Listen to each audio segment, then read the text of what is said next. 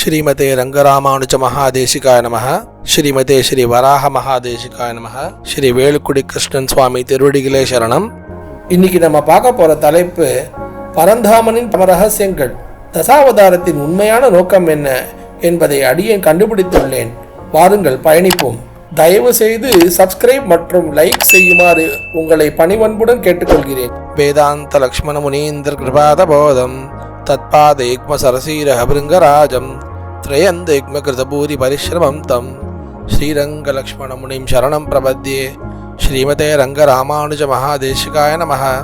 ஸ்ரீமதே ரங்கராமானுஜ மகாதேசிகாய நமஹ. இன்னைக்கு நம்ம மிகவும் முக்கியமான விஷயத்தை பார்க்க போகிறோம்.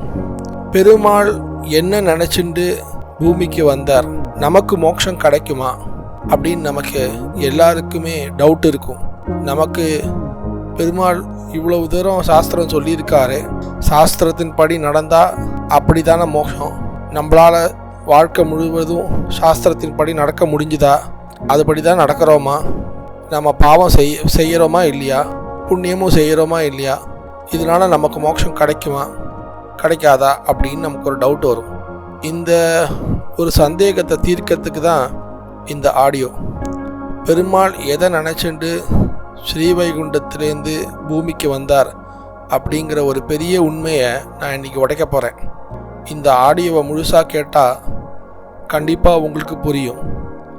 அதாவது ரகசியத்ரய சாரம் அப்படின்னா 3 ரகசியத்தோட சாராம்சம்னு அர்த்தம்.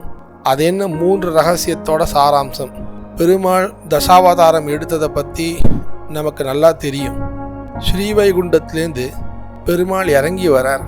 ஸ்ரீவைகுண்டத்தில் நடக்கவே நடக்காது அப்படின்னு சொல்கிற விஷயத்த பெருமாள் நடத்தி காட்டி கீழே இறங்கி வரார். கீழேன்னா பூமிக்கு இறங்கி வரார். அது என்ன நடக்கவே நடக்காது?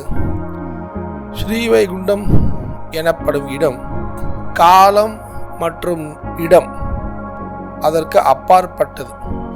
டைம் அண்ட் ஸ்பேஸ் அதற்கு அப்பாற்பட்ட இடம். எந்த யோகிகள் தியானம் பண்ணி பெருமாளை நினச்சிண்டு சமாதி ஸ்திதியில் போய் பெருமாளை அடையணும் ஞான யோகத்தை வழியா அப்படின்னு நினச்சாங்களோ அங்கே போகக்கூடிய இடம். எந்த பெருமாளை துருவன் அப்படிங்கிற குட்டி பையன் 6 மாதத்தில் நாரதர் சொன்னபடி தவம் செஞ்சு பெருமாளை அடைஞ்சானோ அப்பேற்பட்ட இடம். துருவன் மோட்சத்துக்கு போனானா அப்படின்னு கேட்டால் கண்டிப்பாக துருவன் மோட்சத்துக்கு போகிறார். அது கிரம மோட்சம்னு பேர். அதை பற்றி நாம் அப்புறமா பேசுவோம்.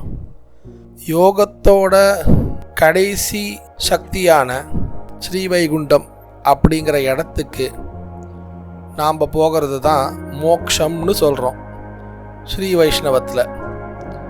இல்லைன்னா விசிஷ்டாத்வைத சித்தாந்தப்படி அதைத்தான் மோக்ஷம் அப்படின்னு சொல்கிறோம். அது என்ன அங்கே போனால் தான் மோக்ஷமா அப்படின்னு கேட்டால் ஆமாம். இந்த பூமியில் நாம் இப்போ இருக்கிறது பாவ புண்ணியத்தால் தான் பிறந்துட்டே இருக்கும். இந்த பாவமும் புண்ணியமும் ரெண்டும் அறுத்தாதான் மோட்சம் அப்படிங்கிறது கிடைக்கும். சுவாமி தேசிகன் என்ற மகாச்சாரியன் சாதிக்கிறார், பாவம் அப்படிங்கிறது இரும்பு விலங்கு, புண்ணியம் அப்படிங்கிறது தங்க விலங்கு. அதாவது ரெண்டுமே விலங்கு தான். ரெண்டுமே நம்மளை பந்தப்படுத்தி இந்த பூமியில் நம்மளை வாழ வைக்கிறதுக்கான கருவி. இந்த ரெண்டுமே விலகினா தான் மோட்சம் அப்படின்னு ரொம்ப கிளியராக சொல்லியிருக்கு. சரி, அப்போது எப்படி தான் நாம் மோட்சத்துக்கு போகிறது அப்படின்னு நமக்கு ஒரு டவுட்டு வரும். ஏன்னா பாவம் பண்ணாலும் சரி புண்ணியம் பண்ணாலும் சரி ரெண்டுமே இந்த பூலோகத்தை சுற்றி தான் வர செய்யும். இந்த பூலோகமோ இல்லை புண்ணியம் நிறைய பண்ணால் சொர்க்கமோ இல்லை பாவங்கள் நிறைய பண்ணால் நரகமோ அது திருப்பி பூலோகத்தில் பிறக்கிறதோ இது எல்லாமே ஒரு சுழற்சி. இங்கிலீஷில் விஷியஸ் சைக்கிள் அப்படின்னு சொல்லுவாங்க. அதாவது திரும்ப திரும்ப அதே வேலையை பண்ணிக்கிட்டு திரும்ப திரும்ப அப்படியே இருக்கிறது. நாம் பிறக்கும்போது அம்மாவுக்கு கஷ்டம் கொடுத்து தான் பிறக்கிறோம். நாம் பிறக்கும்போதே ஒருத்தருக்கு வலி, அதுவே ஒரு பாவம்தான். அது நம்மளால் எதுவும் செய்ய முடியாது. ஏன்னா நமக்கு உடம்புன்னு ஒன்று இருந்தால் தான் கர்மான்னு ஒன்று பண்ண முடியும். சரி, இப்போ சொல்ல வந்த விஷயம் என்ன? அதாவது இப்படி நம்மளை போன்ற ஜீவராசிகள் பூமியில் பிறந்துக்கிட்டே இருக்கின்றதே, இவர்களுக்கு நாம் ஏதாவது உபாயம் சொல்லணும், அதாவது ஏதாவது ஒரு வழி சொல்லணும் அப்படின்னு பெருமாளுக்கு தோணி போச்சு. எந்த பெருமாள்? ஸ்ரீமன் நாராயணனான பரவாசுதேவனுக்கு தோணி போச்சு. பரமபதத்தில் இருக்கும் பரவாசுதேவனுக்கு தோணி போச்சு. இந்த ஆடியோவை நீங்கள் வேணும்னா வைகுண்ட ஏகாதசி அப்போது போட்டு கேட்கலாம். கண்டிப்பாக இது உங்களுக்கு மோட்சத்தை கொடுக்கும் அப்படின்னு அடியேன் என் ஆச்சாரியனை நினச்சிட்டு நான் சொல்கிறேன். இந்த ஒரு விஷயத்தை ஏன் நான் இப்போ சொல்கிறேன் அப்படின்னு, சில விஷயங்களை நாம் உயிரோடு இருக்கும் பொழுதே செஞ்சாதான் அது பெருமாளிடம் போய் சேரும். நம்ம வாழ்கிற பர்பஸ் அப்படிங்கிறது சால்வ் ஆகணும் அப்படின்னு சில நுணுக்கமான விஷயங்களை நாம் கற்றுக்கிட்டு தான் ஆகணும். பெருமாள் ஸ்ரீவைகுண்டத்திலிருந்து ஏன் இறங்கி வந்தார்? இதுக்கு பல பெரியவர்கள் பல விளக்கங்கள் கொடுத்துருக்காங்க. ஸ்ரீமத் ராமானுஜர் ஸ்ரீபாஷ்யம் அப்படிங்கிற கிரந்தத்தில், அதாவது பிரம்மசூத்திரத்துக்கு பாஷ்யம் எழுதுனதில் மங்கள ஸ்லோகத்தில் அகில புவன ஜன்ம ஸ்தேம பங்காதி லீலே, ஜன்ம ஸ்தேம பங்காதி லீலே, ஜன்மம்னா பிறப்பு, ஸ்தேமம் அப்படின்னு காக்கிறது, பங்கம் அப்படின்னு அழிக்கிறது, பிறத்தல் காத்தல் அழித்தல், இந்த மூன்றுமே பெருமாளின் லீலை அப்படின்னு ராமானுஜர் சாதிக்கிறார். அப்போ பெருமாளுக்கு இது ஒரு விளையாட்டா பண்றாருன்னு அர்த்தம். சரி, பெருமாளை பொறுத்த வரைக்கும் அது ஒரு விளையாட்டு. இப்போ விளையாட்டாவே போயிடுது அப்படின்னு, அதனால நமக்கு ஏதாவது பிரயோஜனம் இருக்கா அப்படின்னு நம்ம பார்க்கணும். பெருமாளுக்கு அது ஒரு விளையாட்டு. ஏன்னா அவர் லெவலுக்கு அவர் விளையாடுறார். நம்ம விளையாடும் போது கிரிக்கெட் விளையாடுவோம், ஹாக்கி விளையாடுவோம். ஏன்னா நம்ம சக்திக்கு ஏற்ற மாதிரி தான் நாம் விளையாடுவோம். ஆனால் பெரியவர்கள் விளையாடும் போது பெரிய லெவலில் விளையாடுவாங்க. அவர் விளையாடும்போது ஒரு அண்டத்தையே படைக்கிறார், அந்த மாதிரி பிரம்மாண்டத்தை படைக்கிறார். அகில கோடி பிரம்மாண்ட நாயகா அப்படிங்கிறார். அப்போது பல கோடி 100,000 பிரம்மாண்டத்தை அவரால் நினச்ச மாத்திரத்தில் படைக்க முடியுது. அது ஒரு விளையாட்டு. எதுக்கு படைக்கிறார் அப்படின்னு, நம்மை போன்ற ஜீவாத்மாக்களுக்கு இந்த சரீரத்தை கொடுத்து இந்த கர்மா அப்படிங்கிறத செலவு பண்ணுறதுக்காக நமக்கு ஒரு சரீரத்தை கொடுத்து, இந்த உடம்பை கொடுத்து, நீ போய் பிறந்துட்டு வா அப்படிங்க அனுப்புகிறார். இல்லை அது மட்டும்தான் நோக்கமா அப்படின்னு, இல்லை நீ போய் பிறந்துட்டு வா, வெறும்னு போய் பிறந்துட்டு நீ போய் விளையாடிட்டு நான் எப்படி இந்த உலகத்தை படைச்சிட்டு விளையாடுறேனோ அதே மாதிரி நீ உன் அளவுக்கு போய் விளையாடிட்டு திரும்பி வர்றதுல எந்த பிரயோஜனமும் கிடையாது. ஏன்னா நீ விளையாடிட்டே இருந்தால் விளையாடிட்டே தான் இருப்ப. இந்த மாயை அப்படிங்கிறது மிகவும் பலமானது, மிகவும் சுவாரஸ்யமானது. இந்த மாயையிலேருந்து வெளியே வர்றது அவ்வளவு சுலபம் கிடையாது, அவ்வளோ ஈஸி இல்லை. அதனால் நீ விளையாடிட்டே இரு. ஆனால் நீ விளையாடும்போது என்ன நினைக்கிறியா இல்லையா அப்படிங்கிறது தான் கேள்வி. ஸோ பெருமாள் என்ன சொல்கிற, நீ போய் பிறந்துட்டு வா, பிறக்கும்போது என்ன நினச்சிட்டு அப்படியே மேலே வா, என்னை நீ நினைக்க முடியுதா இல்லையான்னு பாரு, என்னை நினைக்கக்கூடி பிறவி உனக்கு கிடைக்குதா இல்லையான்னு பாரு. இது எப்படி நான் சொல்கிறேன் அப்படின்னு, சட்டபரதர் அப்படிங்கிற வேத புருஷர் ஒருத்தர் இருந்தார். அவர் ஒரு ஞான யோகி, அவர் மகா ஞானி, ஜடம் போல இருந்தார். ஏன் அப்படின்னு, அவருக்கு இந்த கர்மாவை செய்யறதுக்கு பிடிக்கலை, எப்படியாவது பெருமாள் கிட்ட போயிடணும்னு ஆசை. ஆனால் அவர் சாகும்பொழுது ஒரு மானை நினச்சிட்டே செத்துட்டார். அதனால் நீ மானை நினச்சிட்டு செத்ததுனால மானா போய் பெற அப்படின்னு பெருமாள் அவனுக்கு அடுத்த ஜென்மத்தை கொடுத்தார். இது என்ன காரணம் அப்படின்னா, சாகும்பொழுது நீ என்ன நினைக்கிறாயோ அதுவாகவே நீ ஆகிறாய் அப்படின்னு பகவத்கீதையில் பெருமாள் சொல்லியிருக்கார். இதை சொல்கிறதுக்கு தான் இந்த ஆடியோ நான் போட்டேன். அப்போது வைகுண்டத்திலேருந்து கிளம்பும் பொழுது உன்னோட நினைப்பு யாரை நோக்கி இருக்கு அப்படின்னு பெருமாள் நமக்கு தெரிவிக்கிறதுக்காக அப்பயே பெருமாள் பிளான் போட்டுட்டார். இந்த 10 அவதாரத்தில் 3 அவதாரத்தை நம்ம ரொம்ப முக்கியமாக உற்று நோக்கி கவனிக்கணும்.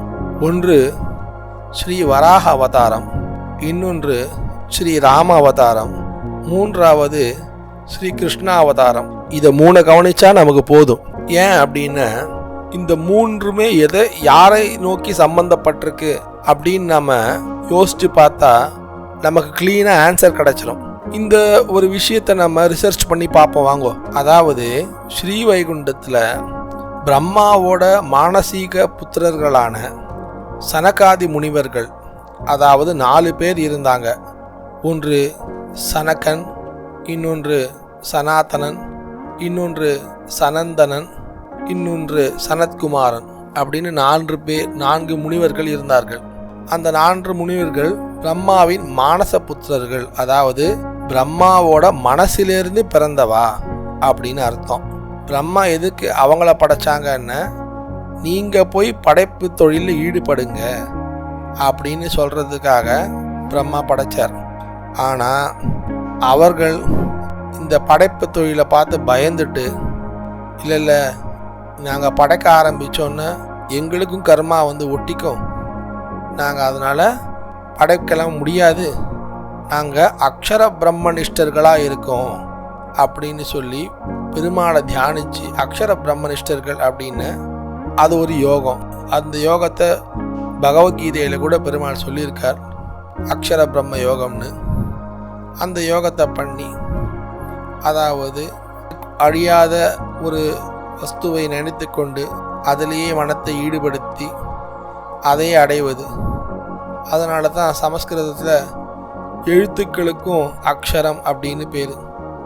ஏன்னா அது அழியாது, அதோட ஆரம்பமும் தெரியாது முடிவும் தெரியாது நமக்கு.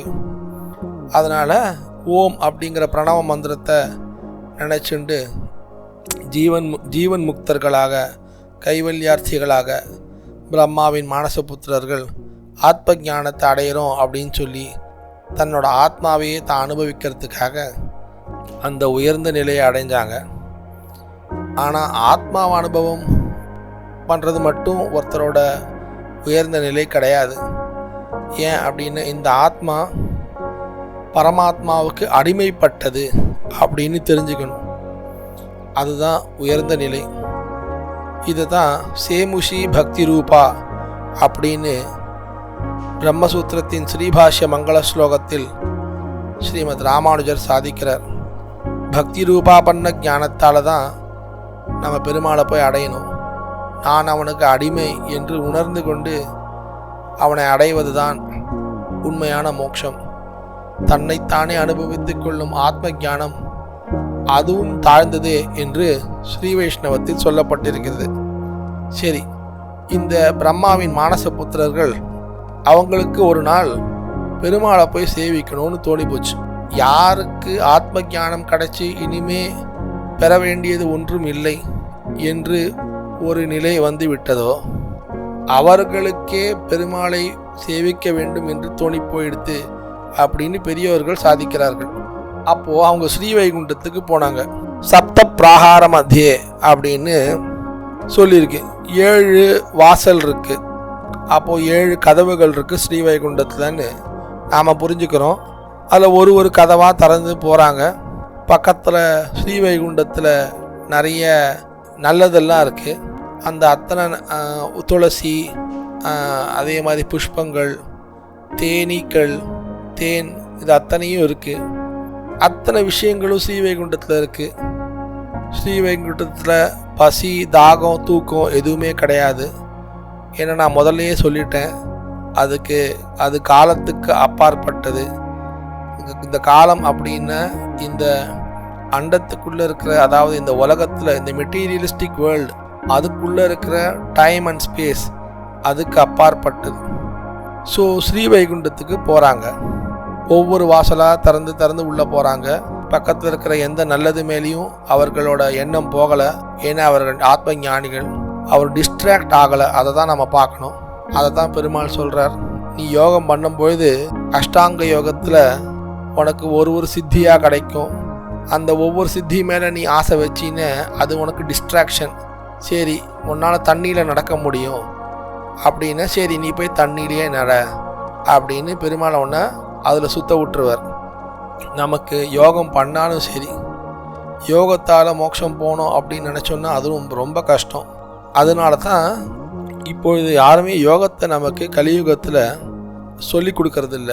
காரணம், யோகத்தால் மோட்சம் அப்படின்னு நமக்கு அது ரொம்ப சித்திக்கிறது ரொம்ப கஷ்டமாக போயிடும். ஏன்னா நமக்கு ஒவ்வொரு சித்தியாக கிடச்சி நாம் அதில் ஈடுபட்டு போயிடுவோம். அஷ்டாங்க யோகத்தில் அஷ்டமகா சித்தி அப்படின்னு ஒன்று சொல்லுவாங்க. அனிமா கரிமா சைவ லகிமா தூரதர்ஷனம் அக்னிஸ்தம்போ ஜலஸ்தம்போ பரகாய பிரவேசனம் அப்படின்னு சொல்லி 8 சித்திகளை பொதுவாக சொல்லுவாங்க. நினச்சா ரொம்ப பெருசாகிறது, நினச்சா ரொம்ப குட்டியாகிறது, தீ மேலே நடக்கிறது, தண்ணி மேலே நடக்கிறது அப்படின்னு, நீர் மேல் நடப்பான் அப்படின்னு சொல்லி தூரதர்சனம் ரொம்ப தூரக்க இருக்கிறத இங்கேருந்து உட்கார்ந்த இடத்துலேருந்தே பார்க்கறது. அதாவது டெலஸ்கோப் மாதிரி. தூரதர்சனம். அக்னிஸ்தம்போன்னு அக்னியில் நடக்கிறது, ஜலஸ்தம்போன்னு ஜலத்தில் நடக்கிறது, தண்ணியில் நடக்கிறது. இப்படி ஒவ்வொரு விஷயத்த நம்ம மனசை ஈடுபடுத்தி கடைசியில் அதில் போய் நம்ம உட்காந்துட்டு எந்த நோக்கத்துக்காக நம்ம தியானம் பண்ண ஆரம்பித்தோமோ அந்த நோக்கத்தை அடையாமல் கடைசியில் டிஸ்ட்ராக்ட் ஆகி போய் அஷ்டாங்க யோகத்தில் அஷ்டமகா ஸ்தித்தியில் போய் உக்காந்துடுவோம் அப்படின்னு. அதனால் ஞான யோகத்தில் இந்த விஷயத்தை நம்ம ரொம்ப டீப்பாக கவனிக்கணும். இல்லை இது நான் சொல்லலை, ராமகிருஷ்ண பரமஹம்சர் ஒரு இடத்த சொல்கிறார். ராமகிருஷ்ண பரமஹம்சருக்கு ஒரு சிஷ்யன் இருந்தானா. அந்த சிஷ்யன் போய் அவர்கிட்ட கேட்குறார், சுவாமி நான் 25 வருஷமாக தவம் பண்ணேன், நான் இப்போ ஒரு சித்தி அடைஞ்சிட்டேன்னு. என்ன சித்தின்னு கேட்டார். தண்ணியில் என்னால் இப்போ நடக்க முடியும்னார். எங்கே நடந்து காமின்னார். அவர் தண்ணியில் நடந்து காமிச்சார். அப்போ ராமகிருஷ்ண பரமஹம்சர் சொன்னார், அட பாவி, ஒரு 25 வருஷத்தை வேஸ்ட் பண்ணிட்டியேடா. ஒரு 50 பைசா கொடுத்துருந்தா அந்த ஓடக்காரன் அந்த போட்டில் ஒன்று அந்த இடத்துலேருந்து இன்னொரு இடத்துக்கு கொண்டு போய் விட்டுருப்பான். இந்த தண்ணியில் நடக்கிறதுக்கு போய் ஒரு 25 வருஷத்தை வேஸ்ட் பண்ணிட்டியே அப்படின்னு சொல்கிறார். இப்போ இதுலேருந்து என்ன தெரியுது அப்படின்னா, இந்த சித்திகளால் ஒரு பிரயோஜனமும் கிடையாதுன்னு. இந்த சித்தி கிடைச்சாலும் இந்த ஜென்மத்தில் நமக்கு இன்றைக்கி யூஸ் ஆகுமே தவிர திருப்பி அடுத்த ஜென்மத்தில் போய் திருப்பி கஷ்டப்பட தான் போகிறோம். அப்போது இந்த பிறப்பு இறப்புங்கிறதுலே நம்ம வெளியே வரணும். அதுக்கு நம்ம என்ன பண்ணணும் அப்படின்னா, அதுக்கு தான் நம்ம மோட்சத்தை அடையணும். மோட்சத்தை எப்படி அடையலாம் அப்படிங்கிறதே இப்போ நமக்கு கேள்வி. இந்த கேள்வியில் தான் நம்ம அந்த ஆடியோவே ஆரம்பித்தோம். இப்போ இந்த சனத்குமார மகரிஷிகள் போய் ஒவ்வொரு பிராகாரமாக திறந்து 7வது கதவை திறக்க போகிறாங்க.